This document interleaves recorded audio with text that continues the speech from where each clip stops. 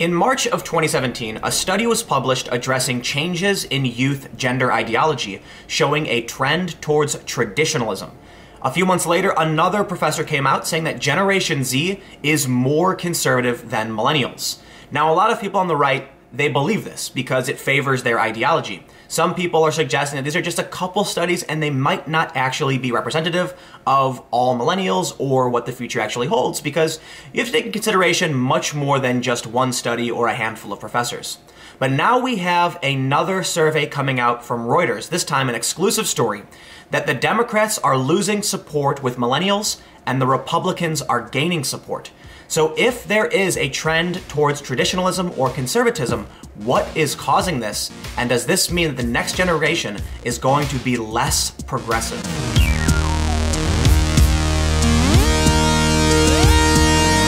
Virtual Shield is a virtual private network service that can help keep you and your data safe as you browse the web.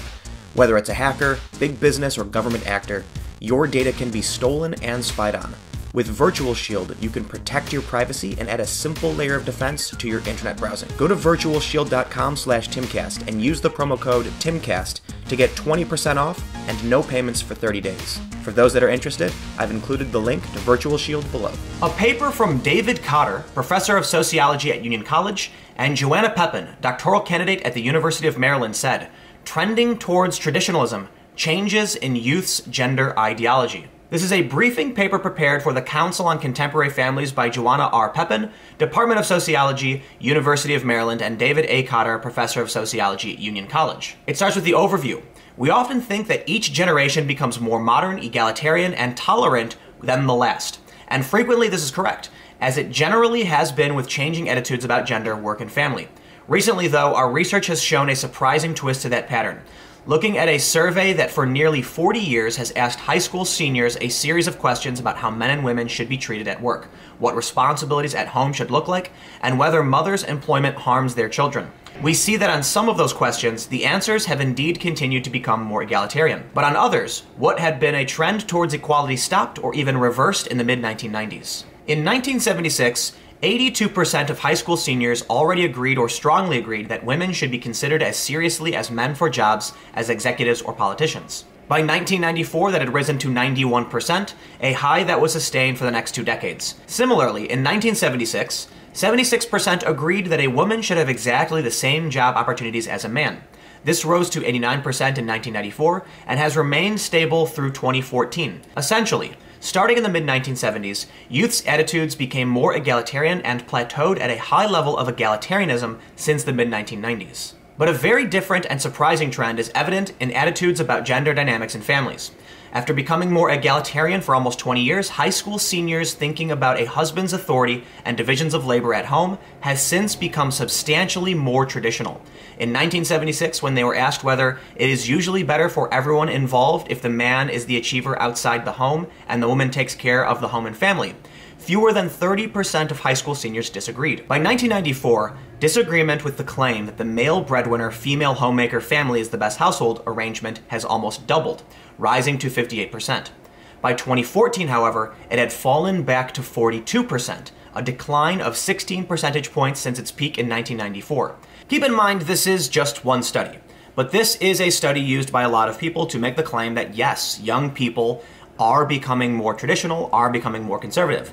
But there are other bits of evidence that may suggest this to be true. July 13th, 2017, from CBS Philly, Professor, Generation Z more conservative than millennials. Jeff Brower, a professor at Keystone College who was studying the political habits of Generation Z, people born after 1996, told Chris Stigl during an interview on talk radio 1210 WPHD that kids and younger adults today have a more favorable view of Donald Trump and may lean toward the Republican Party because they speak more to issues that concern them. The Republican Party in general really has an opportunity here to bring young folks into the fold, which they've had a very difficult time over the last couple decades to do.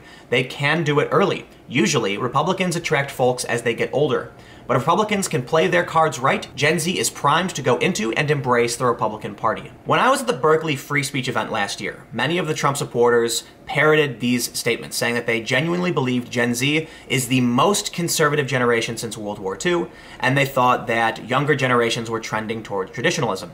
But keep in mind, as I mentioned just moments ago, people are going to select the studies that benefit their worldview and confirm their bias, and they're going to share those. But we do have a survey from Reuters from this morning, exclusive. Democrats lose ground with millennials. Reuters Ipsos poll. And it starts, enthusiasm for the Democratic Party is waning among millennials as its candidates head into the crucial midterm congressional elections, according to the Reuters Ipsos National Opinion Poll. The online survey of more than 16,000 registered voters ages 18 to 34 shows their support for Democrats over Republicans for Congress slipped by about 9 percentage points over the past 2 years to 46% overall, and they increasingly say the Republican Party is a better steward of the economy. Millennials' support for Democratic congressional candidates has declined over the last 2 years, especially among young white people who made up a majority of the millennial vote in 2016. So here they have a graph showing the differences between 2016 and 2018. And you can see from all people ages 18 to 34, support in 2016 was well above 50%, at around 55% for Democrats and 27% for Republicans. But in 2018, we can see that Democratic support from 18 to 34-year-olds is at 46% and Republicans is at 28%. So it's not a huge gain for Republicans among all millennials, but a general loss for the Democrats. Personally, I think this can be explained by Bernie Sanders, and it's possible that many of these people have shifted towards the Democratic Socialists of America, of which I have been hearing a lot about and hearing a lot of support for. That is just my opinion based on my own personal experience and isn't necessarily true, so keep that in mind. All we can say for sure is that the Democrats have lost a decent amount of support in the last 2 years, and Republicans have only gained a slight amount among millennials. Interestingly enough, though, when we look at 18 to 34-year-old white millennials, we can see that in 2016, the Democrats had 47% support and Republicans had 33%. But in 2018, the Democrats fell to 39% and Republicans increased to 39%. Meaning in 2018, white millennials are now split evenly between Republican and Democrat. And I would say this is much less surprising, but among 18 to 34-year-old white men, the Democrats had 48% in 2016 and Republicans had 36%. But in 2018, that has shifted dramatically, with Democrats having 37% support and the Republicans increasing to 46%, meaning that the majority of support in 2018 among white male millennials is for the Republican Party. I traveled around covering many of Trump's campaign stops in the election, and when I talked to older Trump supporters, they tend to say that the reason they supported Donald Trump was because of economic issues, trade issues, things like NAFTA or the TPP. These were free trade agreements with the United States and other countries. But younger people tended to say to me they supported Trump because they didn't like political correctness. They said that if we couldn't address our problems because speaking about it was taboo, how would we actually solve them? And so they opted for voting for Trump. To give you a simple understanding of what this graph means, support for the Democrats among all millennial demographics is down. And among white male millennials, support for the Republicans is now greater than it was for the Democrats in 2016. And among all white millennials, it is now evenly split between Democrats and Republicans. And just the other day, BuzzFeed News ran a story called Youth of Today, in which they talk about millennials becoming conservative. The story titled Meet the New California Counterculture, College Republicans. And that's something we've actually heard many times. Paul Joseph Watson says this, that conservatism is the new counterculture, and now we can see that BuzzFeed is actually parroting that same sentiment. Now, I don't want to get into too much detail about this story because it's simply a story about Milo Yiannopoulos and California college Republicans. But overall, the story talks about how college Republicans exist, and it is a new California counterculture. And it highlights the views of many of those who supported Milo and are, well, California college Republicans. I'm not going to read through the story as a source because it's kind of just an anecdotal experience of someone going to one of these conventions, but I think this is another example of this idea that young people really are becoming conservative. So why is this relevant? Well, this is going to mean something serious with the midterm elections coming up. If the Democrats are losing support from millennials across the board, and among white millennials, support for Republicans is going up, that means we might actually see the Republicans retain control. And this is exactly what Trump would want, because according to Slate, Trump says Democrats will try to impeach him if they take control of Congress. President Donald Trump appears to be worried that he could face impeachment if Republicans lose the majority in the House of Representatives. In a campaign-style rally in Michigan that the president attended Saturday night as an alternative to the White House Correspondents' Dinner, Trump said it was very important for his supporters to vote in the upcoming midterm elections. We have to keep the House because if we listen to Maxine Waters, she's going around saying we will impeach him, Trump said, as the crowd booed when he mentioned Waters' name. Then people said, he hasn't done anything wrong. Oh, that doesn't matter. We will impeach the president. Nancy Pelosi, though, has warned fellow party members that impeachment talk would not help them win in the midterms. I have said over and over again that I don't think we should be talking about impeachment, Pelosi said on Thursday. I've been very clear right from the start. The California lawmaker said, all the talk about getting rid of Trump only helps the GOP. In order to truly know if young people are becoming more conservative, we have to look at many more sources.